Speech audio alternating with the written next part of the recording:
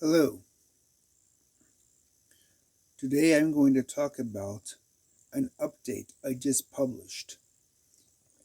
And actually, it's been a series of updates over the last couple of days. Updating the dollar cost averaging module to a much more defensive state against TradingView's signal obscurities. Now I'm going to say officially for the record, I do not believe it is going to be a wonder fix to everything. But it has proven to have eliminated a significant amount of issues with TradingView at this time. It could be simply coincidence, and we shall see as I continue to experiment. Be sure you do update to the latest version of the dollar cost averaging module, as it does have some significant changes.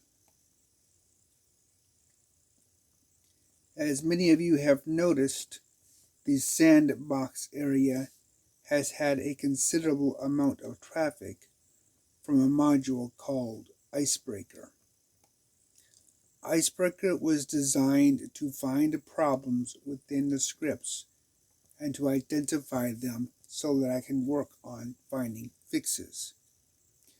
It's from this information that I made these various updates to the dollar cost averaging module.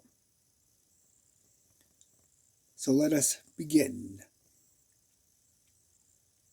As you can see, I cleaned up the text quite a bit and made it significantly more meaningful. Trade cycles is the total number of successful sells, and this does include any forced exit positions. Average profit is just that, the average profit of the accumulations to this point. Now let's separate this a little more. Average price, this is the accumulation average that the dollar cost averaging module is watching. And here is the most significant aspect. Cycle buys. This is the number of purchases currently during the accumulation stage of a single cycle, specifically the most recent cycle. Max buys per cycle. This is the maximum number of purchases that have occurred within one single cycle on this chart. Total buys are the complete totality of all of the buys. Now there is a bit of a uniqueness with total buys and trade cycles, in that if you divide trade cycles into total buys, it will give you a rough average of the number of positions per a single cycle. In this case, 52 divided by 18 yields roughly 3 to 4 positions per cycle. So that will help you with your budgeting as well. This particular process does have a lot of overhead though, and I'm going to talk about that overhead next. Let's start with the message body. Now this particular message is scripted specifically for the sandbox area of Jackrabbit's support server, but it can be set up for an email or any other aspect. There are many conditions that can now be passed into the message alert through TradingView's plot variables. As you can see, the buys per cycle is plot 2. The max buys per cycle is plot 3, and the total buys is plot 4. For selling, it's not that different from buying, except that the average profit is plot 0, and the trade cycles is plot 1. Now, where do these numbers come from?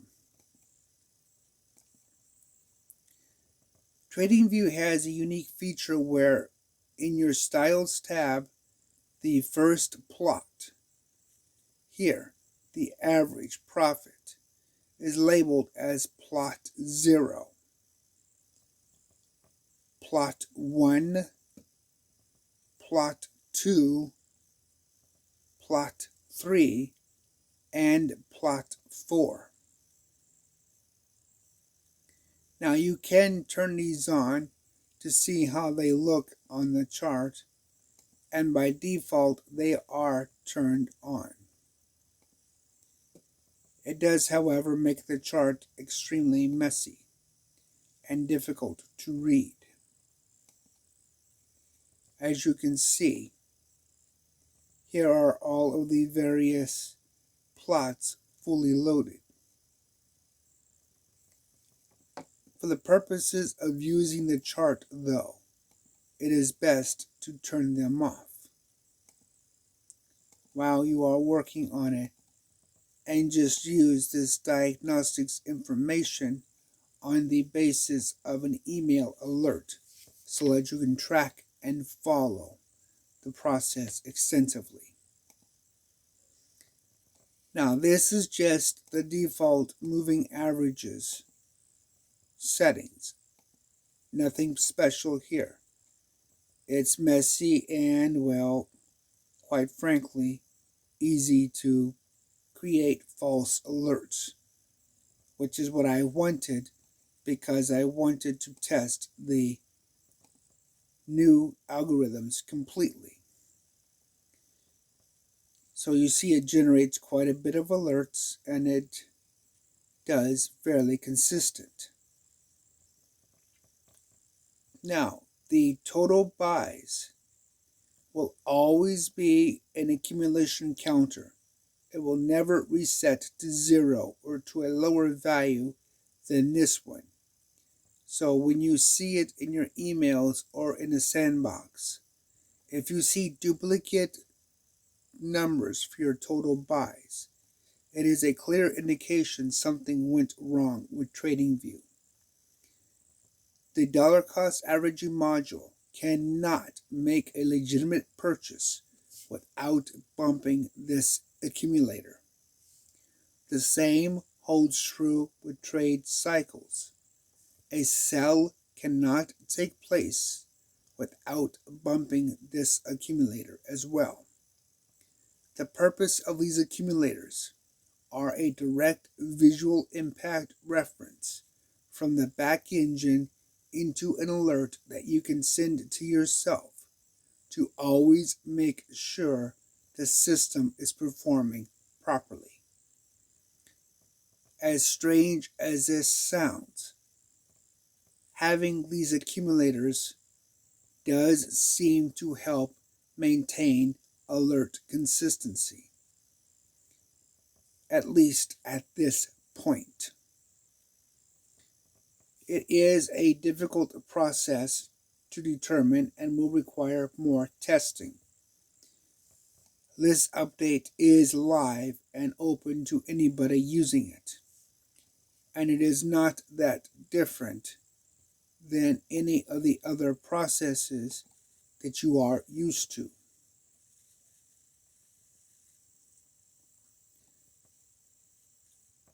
So I'm going to get rid of the old dollar cost averaging module,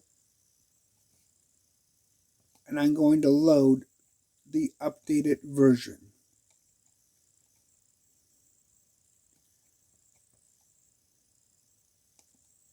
Very simple process. Here's the default settings. As you can see, it's a mess. So we are going to set it to the second JR link signal line.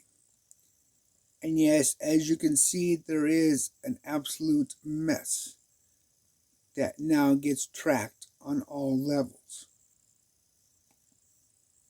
The same holds true when you're working with the dollar cost averaging module and you're tuning other modules. You will see all of the variant styles. Now this is the new default settings. Price aggression now affects the step method as well. It's not a graphic impact, but it is still nonetheless an impact that does need to be discussed. So we will tune it. Now let's turn off the styles that we don't want to be displayed so we can examine the chart properly. And of course, remember to turn off your signal line.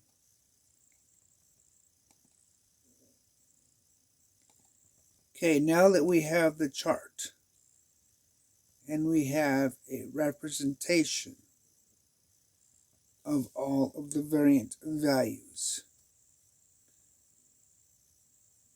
here is the dollar cost averaging module.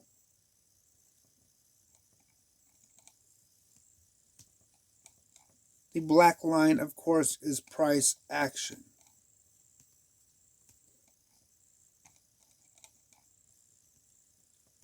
So you can see the price action versus the take profit boundary. Now, in the step method, using the price aggression, it's not that dramatic of a change, but it does have a change. Actually, I want to leave this as step and switch this to aggressive. Basically, the aggressive state and the defensive state in the step mode choose between the current price and the lowest price of the current candlestick for purchases. Price aggression does not affect the selling value. The lowest point of the selling candle must still be above the take profit boundary. This affects only the deviation. The defensive method requires absolutely that the pricing come from the lowest point of the current candle, whereas the aggressive method is solely on the basis of the current price action itself. As you can see, there is, in this case, a dramatic difference of roughly 10 cents between the two. Defensive method is just that, more defensive. It helps protect you against unwanted trading view problems. It is the default setting. Price method has also had a few changes and is more aggressive as well, based upon its settings. You do not necessarily see it, though, until you move out of the strategy zone. When working with the strategies, it is important to be aware that a lot of things can go on that affect the various processes. So as you work with your algorithms, be sure to check and test everything. Now with a recipe like the 2xJ Arling, you're not going to see the impact very much. But if you have a more aggressive recipe, you will. And I'm going to demonstrate that next.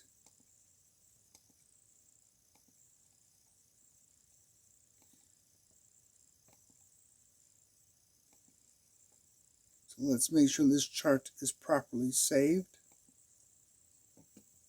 And let's go back to the original workspace chart that had a very simple moving average crossover that was extremely aggressive. Okay, now using these same settings, let's slide this over here so this can stay visible. Let's set this to DCA and take profit. And you immediately see that even in step method, this becomes extremely aggressive. Now this is step defensive. Step aggressive doesn't have much of a change with the accumulation values, but you see the change in the chart, how it affects the price boundary. And it will probably have some impact on the profitability to some degree on some coins. On the stronger coins like ADA, there should not be much of an impact.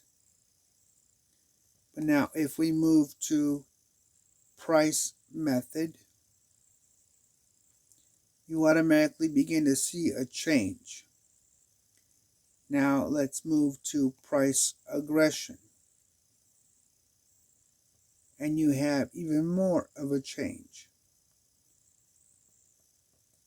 So it is important that you take the time now to carefully look at each and every aspect of the new dollar cost averaging module, because it can be quite different compared to what you were used to. While I do not expect many changes, I do suspect that there are going to be some changes in the lower quality coins. That is, coins below the 500 million market cap. So it is something to carefully test and analyze. And even once you set your alert up, I heavily recommend setting up an email alert or some kind of a notification alert, at least on the selling point, that can track and diagnose any unwanted issues. In the beginning, you may want to use a buying alert as well, just so you can track these particular variables long-standing and adjust your positions appropriate to the information they provide. You will see, though, a lot of different situations and occurrences take place. So as you work with the different coins, these numbers become more relevant and more appropriate to the situation you are working with. Remember that there is no substitute for careful planning and careful analysis. And hopefully this information will provide more tools to do so. The sandbox area still is running several older copies of the DCA module. Over time they will be updated, but for right now they are tracking and identifying in a cross-comparative approach whether or not this method will eliminate the duplicate alerts that TradingView has been prone to lately. While it should not make a difference having these accumulators attached, it does seem to have some difference that I cannot yet explain. So be aware when you are working with your alerts that the situations may still occur for whatever reason. Specifically, I do not know why they occur yet, except the failure within the TradingView alert system itself, as it should never be a duplicate alert. Particularly, you should never see a duplicate number within the accumulators of total buys and trade cycles, even when you move the algorithm into the alert status and it's running on the back end.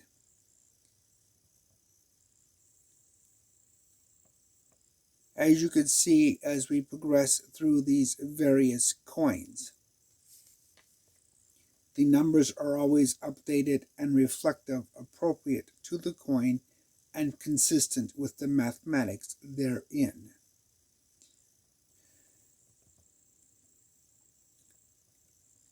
I recommend that you do careful analysis before rebuilding your alerts, and even running a paper trader to ensure the new module works appropriate within different time zones and different geographic regions.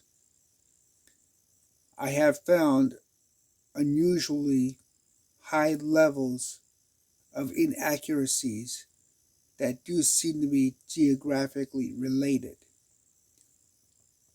I don't know if that is part of the internet connectivity with TradingView or just something going on at a deeper level within TradingView that I simply cannot identify at this time. But I do recommend caution and careful analysis.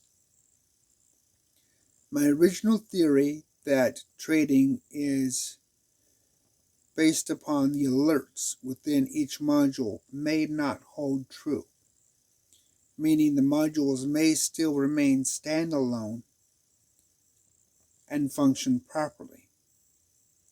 I have done work with the J. Arling module and had a high level of success with its selling points, and it has embedded alert conditions for itself.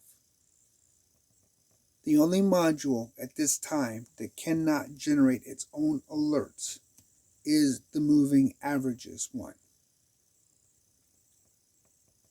I wanted to test one module at a time to ensure that the various conditions were properly met, appropriate to all situations.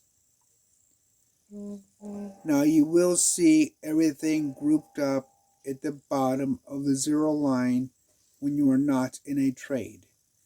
This is normal. Messy, but normal. The 2x J. Arling has been very successful. Within the last 2 weeks of my testing, even with the problems of TradingView, it has been able to pull in about $39. With the additional defenses of the DCA module, this should add to its capabilities quite significantly. But as always, be sure to carefully test and analyze your results.